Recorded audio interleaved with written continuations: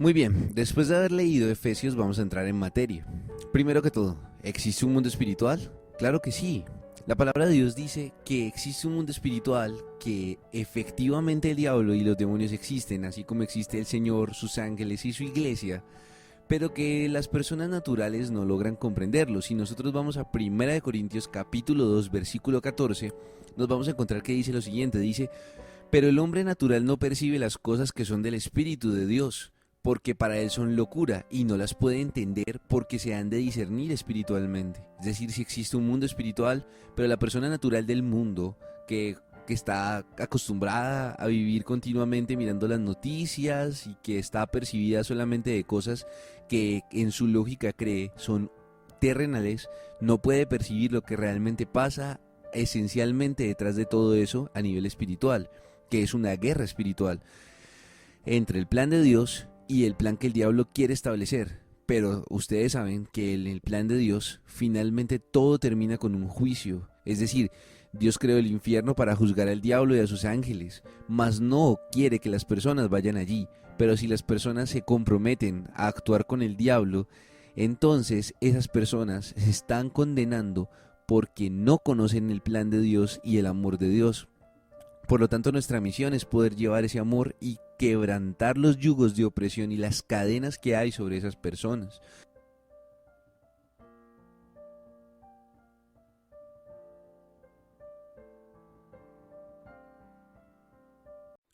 Ay, y yo no le hacía caso a mi vecina Grenilda, que me decía que le jalan los pies todos los días, y yo diciéndole que se echara desodorante y talco, pero entonces el mundo espiritual sí existe. Y entonces, ¿cómo peleamos esa batalla? Para eso tenemos que saber qué es hacer una guerra espiritual. Entonces vamos a ir a través de muchas preguntas. Vamos a empezar a leer el propósito de la armadura de Dios. El propósito de la armadura de Dios está en el mismo libro, está en el capítulo 1, en el versículo 17 de Efesios.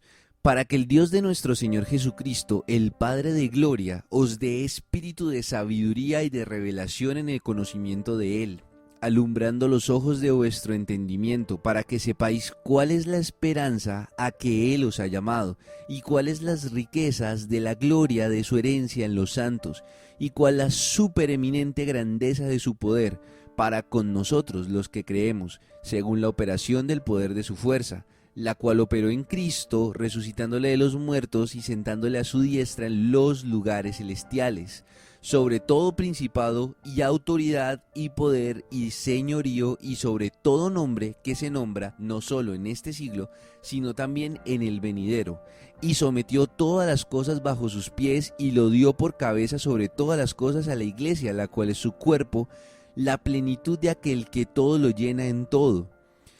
Miren lo tremendo del propósito de la armadura de Dios, tener el poder de Dios para poder establecer el reino de Dios alrededor de todo el contexto mundial.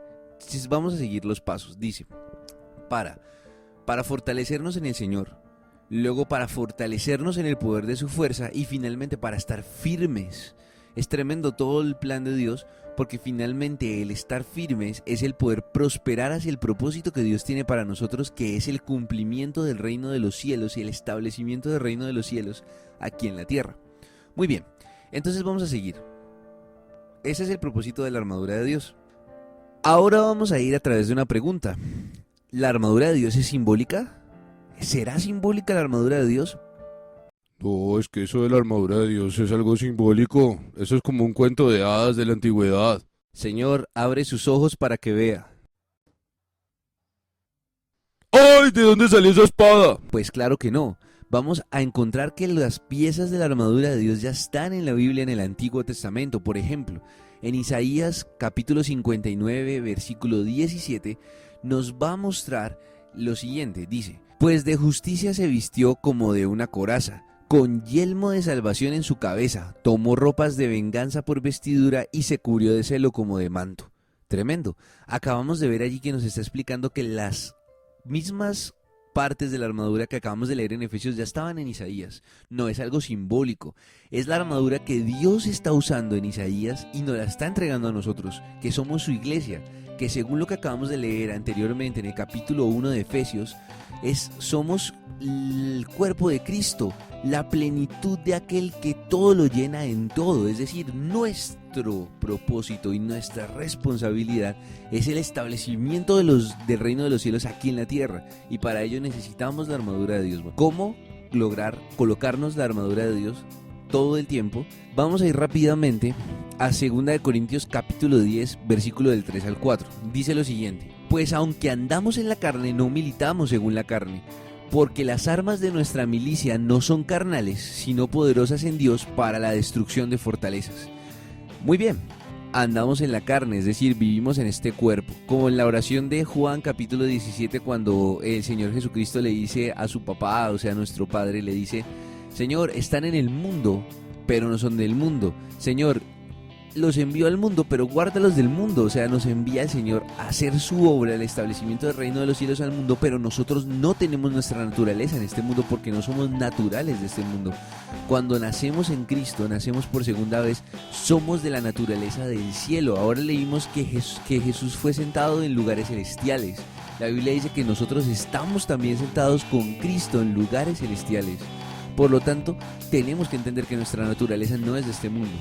Vamos rápidamente a seguir leyendo lo que estamos leyendo. Dice: porque las armas de nuestra milicia no son carnales, es decir, si no somos de la carne, no de este mundo, no estamos viviendo para este mundo, no nuestra esencia no es de este mundo, entonces no vamos a tener armas de este mundo. No vamos a tener una francotirador o una escopeta o una 4 milímetros. No, nuestras armas son espirituales y son poderosas en Dios para la destrucción de fortalezas. Si vamos a establecer el reino de los cielos, tenemos que entender que hay bloqueos espirituales que impiden que el propósito de Dios se establezca por sí mismo. Claro, Dios lo colocó en nosotros. Dios quiere que todas las personas se salven. Si no fuera así, Dios hubiera destruido todo el pecado con nosotros que estábamos llenos de pecado. Pero Dios, el propósito de Dios es deshacer las obras del diablo a través de Jesús, porque dice en 1 Juan que Jesús vino a deshacer las obras del diablo, y tenemos que entender eso. Muy bien, ya entendido eso, seguimos y vamos a entender lo siguiente. La armadura de Cristo, realmente la armadura de Dios, es Cristo mismo, el poder de Cristo mismo guardándonos. Si leemos Romanos 13:14, dice lo siguiente: dice: si no vestíos del Señor Jesucristo y no proveáis para los deseos de vuestra carne. Es decir, la armadura de Dios realmente representa el poder del Señor Jesucristo en nuestras vidas, y cómo Él nos protege, y cómo Él nos cubre, y cómo Él nos sella, cómo nos fortalece y cómo nos afirma. Muy bien, entonces, aunque hay personas que no les gusta hablar del infierno ni de lo espiritual porque tienen miedo al infierno, porque tienen miedo que a los demonios y al diablo,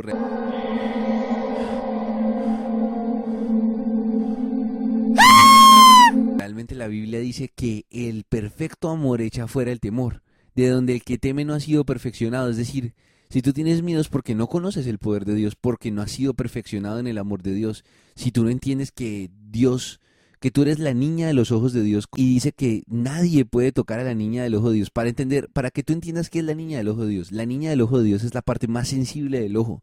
Si a ti alguien te va a meter el dedo en el ojo, tú lo quitas automáticamente, no dejas, no lo aguantas. Lo que Dios está diciendo cuando dice que tú eres la niña de su ojo, está diciendo: nadie se puede meter contigo, porque Dios no aguanta que lo toquen en el ojo. Es decir, Dios no aguanta que toquen a su niña, que es la parte más sensible del ojo, que eres tú. Entonces, si tú no entiendes que Dios te ama, no vas a seguir temiéndole al diablo y a todas esas cosas. Pero recuerda algo: la Biblia dice en Apocalipsis, en la lista de todos aquellos que se van al infierno, que primero se van los cobardes. Porque si nosotros preferimos abrazar el miedo que el amor de Dios, finalmente vamos a terminar obedeciendo al miedo, es decir, al diablo. Y no podemos hacer eso. Bueno, espero que les haya edificado grandemente esta primera introducción. Que Dios los bendiga grandemente. Vamos a seguir con la segunda introducción en el segundo video y con las piezas de la armadura de Dios. No se desconecten y sigan conmigo. Suscríbanse a mi canal si quieren más videos que los puedan edificar con respecto a todos los temas de la Biblia, teológicos. El segundo y tercer tema que vamos a trabajar después de terminar todo este tema va a ser el devocional. Y posteriormente vamos a trabajar la salvación. Entonces, para que estén muy conectados. Dios los bendiga.